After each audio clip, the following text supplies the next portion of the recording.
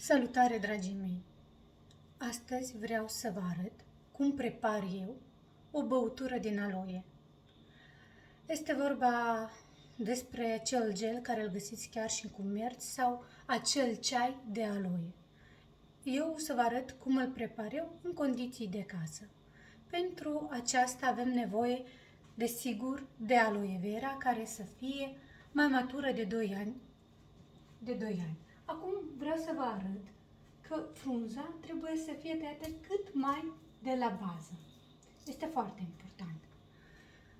Și să procedăm la acest proces. Foarte simplu, foarte ușor și foarte eficient.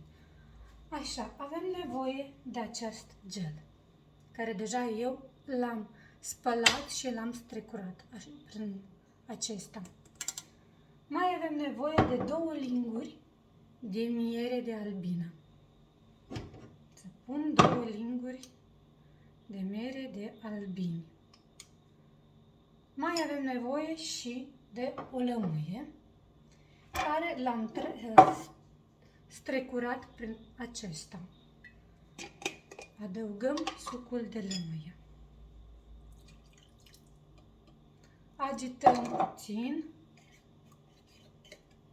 toate astea împreună, după care le punem în acest bol.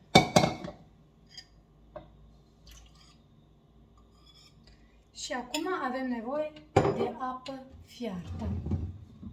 Este foarte important ca apa să fie fiartă, deoarece ea fiind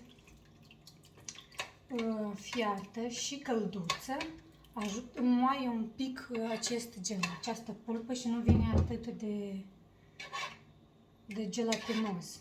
Iar lămâia ajută ca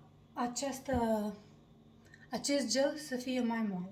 Și desigur avem și nevoie și de cubulețe de gheață, care eu le pun pe toate aici. Ok.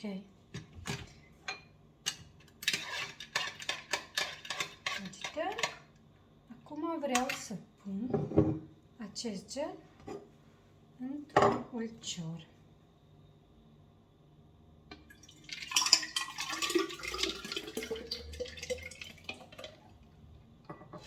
Sigur, trebuie să lăsăm să se răcurească, dar eu uneori îl beau și cald. Okay.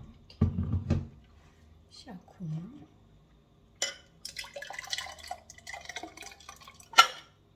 vă poftesc la o doză de sănătate.